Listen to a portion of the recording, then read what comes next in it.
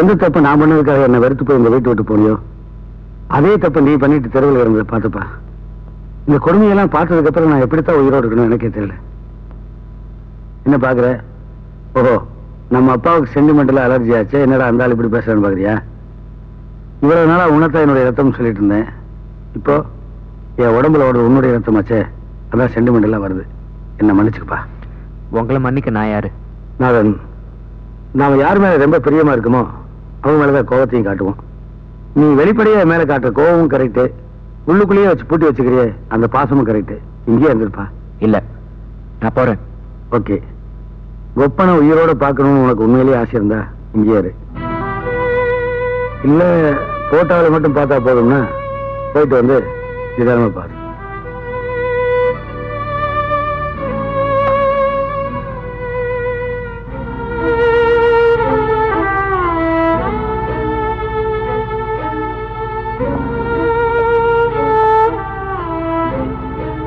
ஏப்பா, லவ் பயிலான இப்படி தண்ணி அடிக்கணுமா?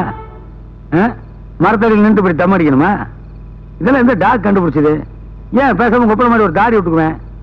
இது பாருப்பா, லைஃப்ல மட்டும் இல்ல லவ்லையும் அப் அண்ட் டவுன்ஸ் இருக்கதான் செய்யும். இதெல்லாம் டாலரேட் பண்ணிக்கிறது தான் மனுஷன். வா வீட்டுக்கு போலாம். நீங்க போங்கப்பா, எனக்கு தூக்கம் வரல. இது பாரு, லவ் ஃபெயிலியர் ஆனவன்லாம் தூக்கம் வராம நடக்க ஆரம்பிச்சான்னா மவுண்ட் ரோடு நைட்லயும் டிராபிக் ஜாம் ஆயிரும். வா வீட்டுக்கு போலாம். ப்ளீஸ் லீவ் மீ அலோன் பா. வரல.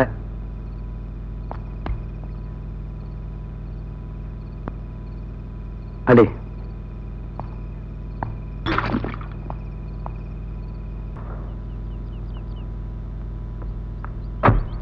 அம்மா வணக்கம். நீங்க தானே மதுவோட அம்மா? ஆமா. உங்களோட கொஞ்சம் பர்சனலா பேசணும். முக்கியமான வேலையை அவசரமா வெளியே போயிட்டு இருக்கோம். இல்ல, இப்ப நீங்க வெளியில போயிட்டு இருக்கிற வேலையை விட இது முக்கியமான வேலைன்னு நினைக்கிறேன். என்ன? நான் அருணாச்சலம், பெரிய பிசினஸ் மேக்னட்.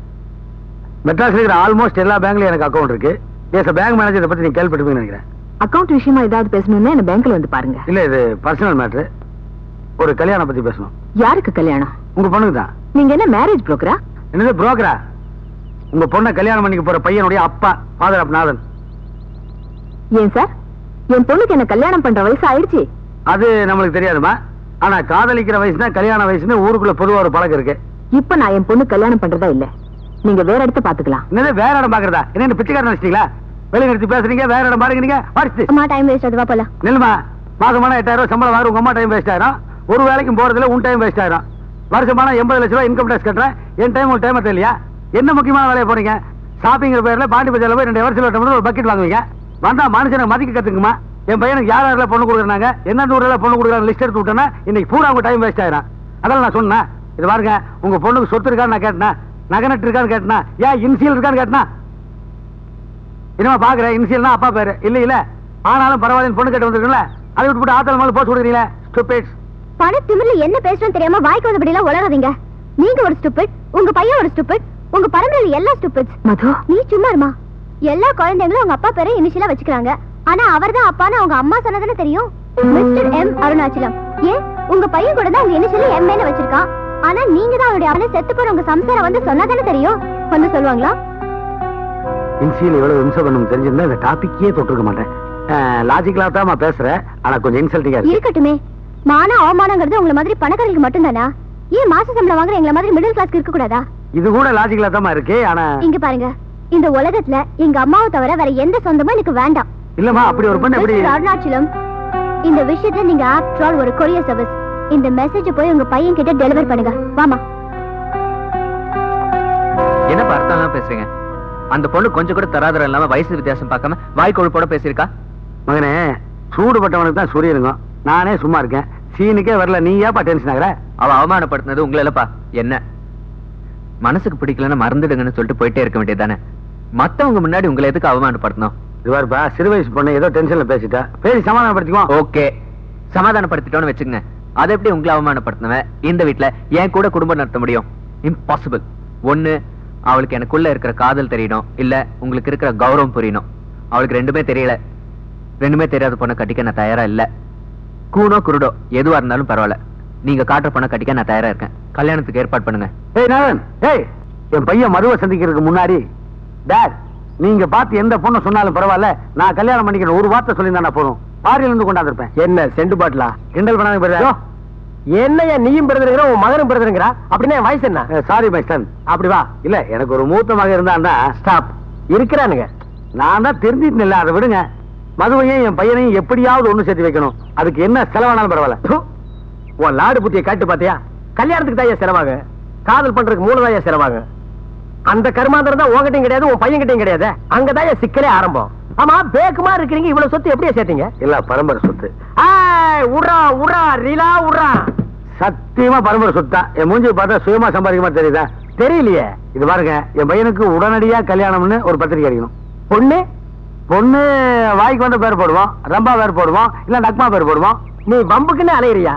கேஸ் போட்டாங்கன்னா அவங்களுக்கு இருக்கிற பிசியில் இதெல்லாம் கண்டுக்க மாட்டாங்க. இது பாருங்க, எப்பவுமே காதல மேல இருக்கிற கோவத்துல பொம்பளைக்கு பிடித்த சிலிப்பிட்டு திரிவாங்க.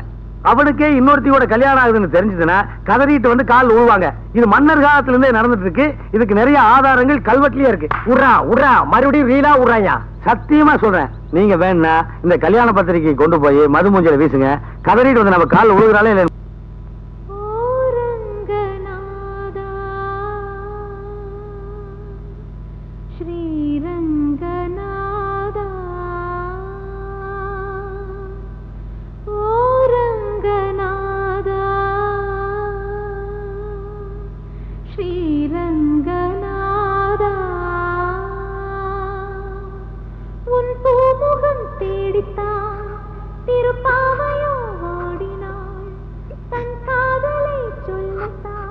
மது,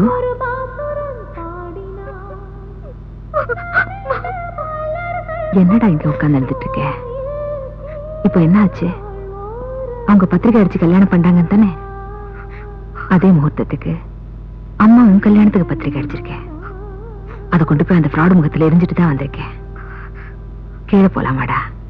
இங்க பனி பெஞ்சிட்டு இருக்குல்ல, வா.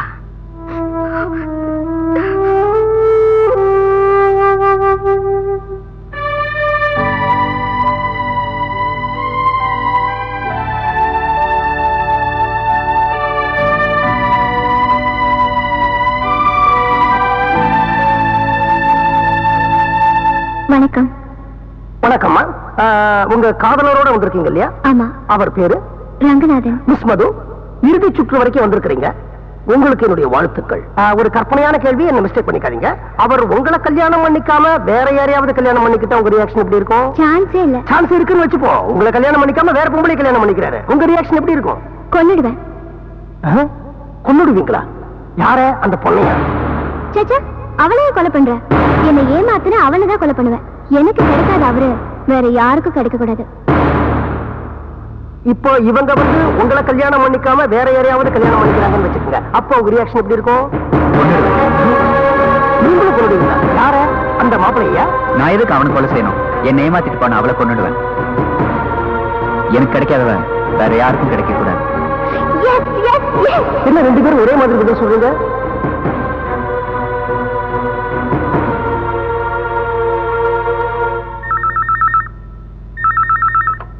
ஹலோ, மது இருக்காங்களா? இருக்கேன். இல்லன்னு சொல்வீங்கன்னு எதிர்பார்த்தேன். இல்லைங்கிறத எப்போ தீர்மானமா சொல்லிட்டேனே, அப்புறம் என்ன வேணும்? உன்கிட்ட நான் கொஞ்சம் தனியா பேசணும். எதை பத்தி பேசணும்? நம்ம பத்தி தான். நம்ம பத்தி தான் ஏற்கனவே நிறைய பேசிட்டோமே. சரி, உன்னை பத்தி தானே வச்சுப்போமே. எதை பத்தி பேச ஒரு எந்த ரைட்ஸும் கிடையாது. ஹலோ ஹலோ, போன வச்சுட்டுமா? மது, நம்ம ரெண்டு பேர் சேரவே முடியாதுங்கிறது கன்ஃபார்ம் ஆயிடுச்சு. ஆனா பிரிவு கூட பிளசண்டா இருக்கணும்னு ஆசைப்படுறேன். எதுக்கு? எதிர்காலத்தை எங்கேயாவது சந்திச்சா குறைஞ்சபட்சம் ஒரு ஹலோவாவது சொல்லிக்கணும் இல்லையா? அதுக்காக தான் இன்னைக்கு எல்லாத்தையும் பேசி தீர்த்தணும்னு முடிவு பண்ணிட்டேன்.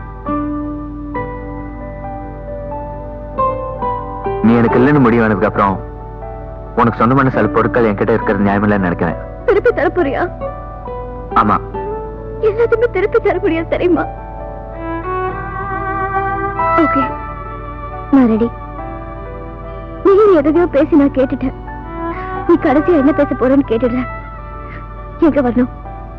நமக்கு இல்ல, உனக்கு பிடிச்ச ரெஸ்டாரண்ட்டுக்கு. பிரதர், என் மகனுக்கு கிடைக்காத எந்த பொருளும் இந்த உலகத்தில் இருக்கக்கூடாது. பெருசு, என்ன திடீர்னு வில்லன் ஆயிட்ட? அவ என் மருமகளா மட்டும் இருந்திருந்தான்னா நான் மாமனாராக இருந்திருப்பேன். அவளே வில்லி ஆகும்போது நான் வில்லனான தப்பு இல்லை.